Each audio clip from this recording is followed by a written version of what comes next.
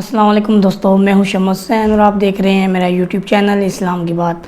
دوستو امید کرتا ہوں آپ سب خیر وفیت سے ہوں گے۔ اللہ تعالیٰ آپ سب کو اپنی حفظ و امان میں رکھے۔ تو آج ہم آپ کے لیے ایک نیو ویڈیو لے کے آئے ہیں۔ امید ہے آپ نے ہماری پچھلی ویڈیو کو پسند کیا ہوگا۔ تو آج کی جو ہماری ویڈیو ہے اس کا جو ٹائٹل ہے وہ ہے واقعہ کربلا۔ آج ہم دوستو واقعہ کربلا سنیں گے، وہ سارا واقعہ جو کربلا میں ہوا وہ کیسے ہوا۔ تو بہت ہی یہ خوبصورت ویڈیو ہے، آپ نے ہمارے ساتھ مل کے دیکھنی ہے۔ تو یہ ہے حضرت علامہ ثاقب رضا مصطفی صاحب، آپ کا یہ بیان ہے، بہت ہی خوبصورت بیان ہے، آپ کا بہت ہی پیارا انداز ہے۔ تو ویڈیو آپ کو بہت ہی اچھی لگے گی۔ تو ویڈیو کی طرف جانے سے پہلے آپ سے درخواست ہے کہ اگر آپ ہمارے چینل پر نیو ہیں تو اس کو سبسکرائب کر دیں اور ساتھ ساتھ جو گھنٹی کا بٹن ہے اس کو بھی کلک کر دیں تاکہ ہماری ہر آنے والی ویڈیو آپ کو بآسانی مل سکے۔ تو بنا ٹائم ویسٹ کیے ہم چلتے ہیں ویڈیو کی طرف۔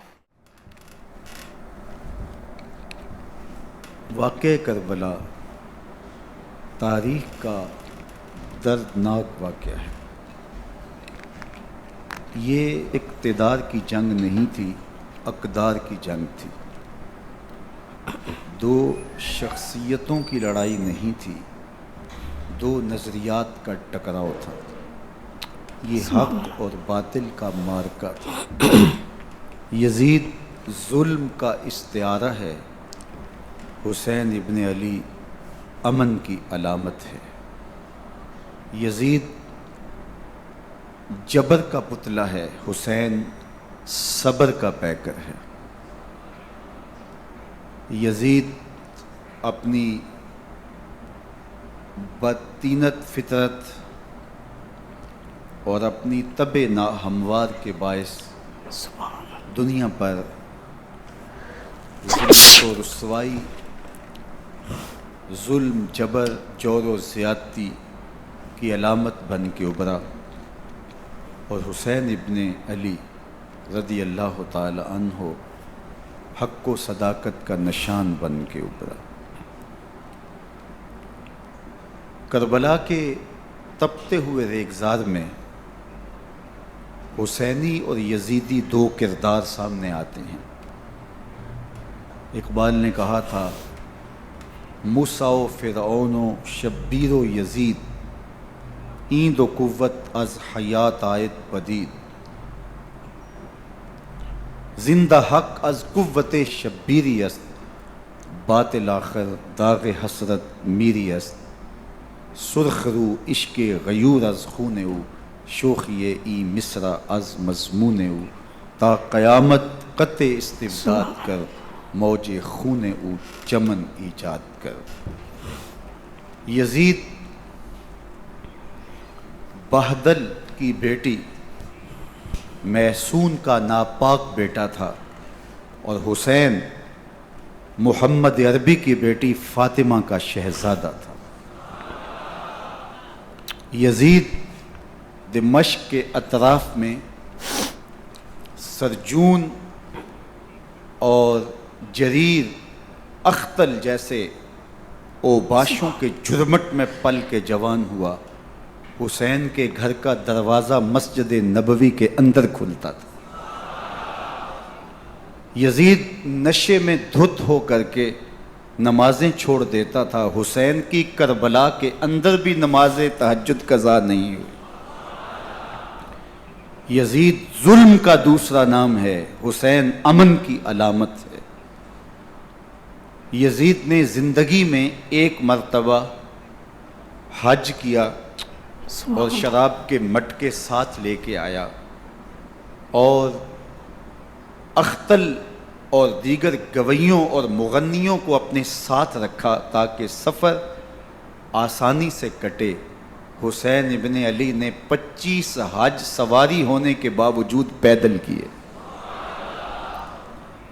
یزید حج بیت اللہ کے بعد مدینہ المنورہ آیا اور شراب کی ایک مجلس بپا کی۔ حضرت امام حسین رضی اللہ تعالی عنہ جب وہاں پہنچے تو شراب کی پھیلی ہوئی بدبو کو محسوس کرتے ہوئے فرمایا، یہ بو کیسی ہے؟ تو نشے میں دھت یزید بولا، یہ شام میں بنتی ہے، اور ایک جام منگوایا اور اس کو پیتے ہوئے دوسرا جام حضرت امام حسین رضی اللہ تعالی عنہ کی طرف بڑھاتے ہوئے کہا ابا عبداللہ لیجئے. تو حضرت امام حسین رضی اللہ تعالی عنہ نے فرمایا میں اس کی طرف دیکھتا بھی نہیں ہوں. اور پھر وہ عشقی اشعار پڑھنے لگا. جب یزید کی شراب نوشی کا منظر امام حسین رضی اللہ تعالی عنہ اپنی آنکھوں سے دیکھ چکے تھے تو مجھے بتاؤ یزید کے ہاتھ پہ امام حسین کا پاک ہاتھ کیسے آتا؟ حضرت امام حسین رضی اللہ تعالی عنہ جس ماحول میں پلے تھے، جس ماحول میں پرورش پائی تھی، جس ماحول میں رہے تھے، وہ پاکیزہ اور تقدس مآب ماحول تھا. اور یزید کبھی اطراف دمشق میں، کبھی غوطہ میں، کبھی الخضرہ محل میں، اور کبھی کہاں اور کبھی کہاں داد عیش دیتا رہا اور لہو و لعب کے اندر مصروف رہا. اور اس کی زندگی ان چیزوں سے عبارت تھی. وہ محرمات کو حلال قرار دیتا، شراب نوشی اس کی ہڈیوں میں رچی ہوئی تھی، اور شریعت بیضہ کا مذاق اڑایا کرتا. اور حسین ابن علی رضی اللہ تعالی عنہ کی دوستیاں جن لوگوں سے تھی وہ عبداللہ ابن عباس تھے، عبداللہ ابن عمر تھے، حضرت عبد الرحمن بن ابو بکر رضی اللہ تعالی عنہ تھے. یزید تو جوا کھیلتا رہا، یزید تو قمار بازی کرتا رہا، یزید تو شراب نوشی کرتا رہا، اور حسین ابن علی مسجد نبوی کے ممبر میں حضور کے پہلوؤں میں بیٹھتے رہے. زمانے نے وہ منظر دیکھا کہ سرخ رنگ کے جوڑے پہنے ہوئے حسنین کریمین حجرہ فاطمہ سے نکلتے ہیں. کم عمری کی وجہ سے کبھی گرتے ہیں، کبھی سنبھلتے ہیں، اور آقا کریم خطبہ ارشاد کر رہے ہیں، خطبہ چھوڑ کے حضور نے شہزادوں کو اٹھا لیا. وہ منظر بھی زمانے نے دیکھا. حضرت عبداللہ بن شداد کہتے ہیں کہ حضور سجدے میں تھے اور سجدہ اتنا طویل ہو گیا، ہمیں لگا یا تو وحی کا نزول ہو رہا ہے یا پھر اللہ کا حکم آ گیا اور اللہ کے محبوب کی روح قبض کر لی گئی. لیکن میں نے جب نظریں اٹھا کے ننکیوں سے دیکھا تو کیا منظر تھا کہ حسین ابن علی حضور کی پشت پہ بیٹھے ہوئے اور میرے آقا سجدے کو طول دے رہے ہیں.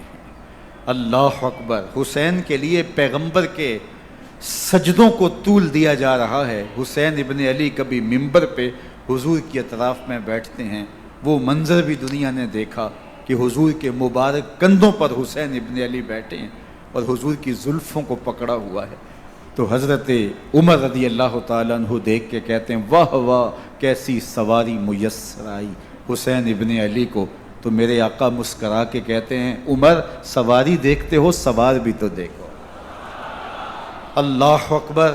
حضرت اسامہ بن زید بن حارثہ رضی اللہ تعالیٰ عنہ فرماتے ہیں رات کا ایک پہر گزر گیا اور مجھے حضور سے کوئی کام تھا. میں آقا کریم کی خدمت میں حاضر ہوا، در دولت پہ دستک دی.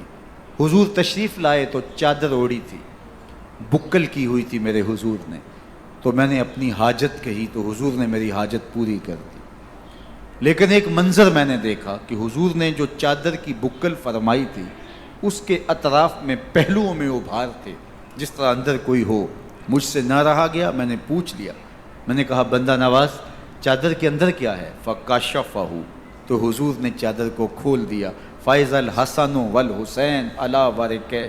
تو کہتے ہیں میں نے اپنی آنکھوں سے دیکھا ایک پہلو سے امام حسین لپٹے ہوئے تھے، ایک پہلو سے امام حسن لپٹے ہوئے تھے. فرمایا یہ میرے بیٹے ہیں، یہ میری بیٹی کے بیٹے ہیں. اے اللہ میں ان سے پیار کرتا ہوں، تو بھی ان سے پیار کر، جو ان سے پیار کرے اس سے بھی پیار کر.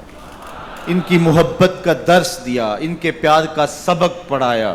کہا ان سے پیار کرنے والا میرے سے پیار کرنے والا ہے، ان سے بغض رکھنے والا میرے سے بغض رکھنے والا ہے.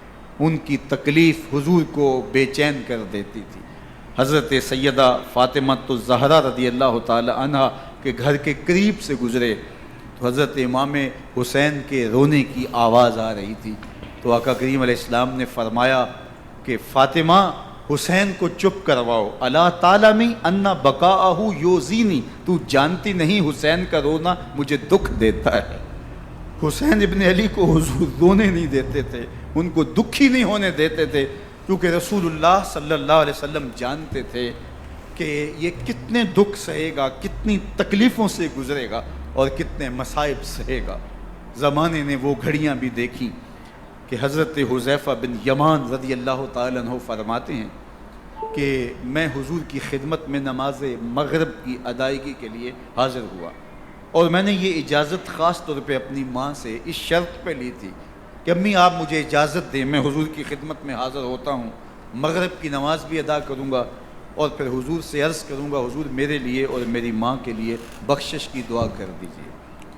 ماں نے اس شرط پہ اجازت دے دی اور میں حضور کی خدمت میں آ گیا، نماز مغرب ادا کی، سلام پھرا تو میرے دل میں آرزو تھی میں حضور سے عرض کروں حضور میرے لیے اور میری ماں کے لیے مغفرت کی، بخشش کی دعا کر دیں، لیکن حضور عبادات میں، ذکر میں، نوافل میں ایسے مشغول ہوئے کہ میں آرزو رکھنے کے باوجود بھی عرض نہ کر سکا۔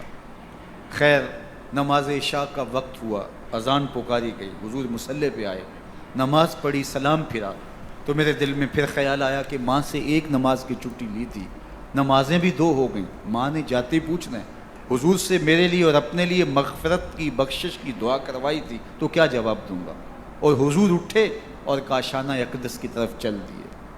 اب میرے دل میں یہ خیال رہ کے آ رہا تھا کہ ماں کو کیا جواب دوں گا، میں تو حضور سے بخشش و مغفرت کی دعا کروا ہی نہیں سکا۔ جب حضور چل پڑے تو غیر ارادی طور پہ میں بھی حضور کے پیچھے چل پڑا، چلنے میں تھوڑی سی رفتار تیز ہو گئی جس سے قدموں کی آہٹ پیدا ہوئی، تو جب آواز پیدا ہوئی تو حضور نے رخ پھیرے بغیر فرمایا من ھذا، میرے پیچھے پیچھے کون آ رہا ہے؟ پھر خود ہی کہا حذیفہ تو نہیں؟ تو میرا دل دھڑک رہا تھا، قلت نعم، میں نے کہا جی حضور میں حذیفہ ہوں۔ فرمایا ما حاجتک غفر اللہ لک ولامک، کیا کام ہے؟ اللہ تجھے بھی بخش دے، تیری ماں کو بھی بخش دے۔ اب جو کام تھا وہ جنبش۔ تو جی دوستو یہ تھی ہماری آج کی ویڈیو، امید آپ کو پسند آئی ہوگی، آپ نے ہمارے ساتھ مل کے دیکھی ہوگی۔ تو یہ تھا وہ واقعہ کربلا جو آج ہم نے سنا۔ علامہ ثاقب رضا مصطفی صاحب کا اپنا بھی انداز بہت ہی خوبصورت ہے اور بہت ہی اچھے طریقے میں آپ نے واقعہ کربلا پیش کیا۔ تو اس طرح کی ریئیکشن ویڈیو آپ کو ہمارے چینل پر ملتی رہیں گی، بس آپ نے ہمارے چینل کے ساتھ جڑے رہنا ہے۔ تو اگر آپ کو ویڈیو اچھی لگی ہے تو اس کو لائک کر دیں، اور اگر آپ ہمارے چینل پر نیو ہیں تو اس کو سبسکرائب کر دیں۔ تو ملتے ہیں نیکسٹ ویڈیو میں، اپنا بہت سارا خیال رکھنا، اللہ حافظ۔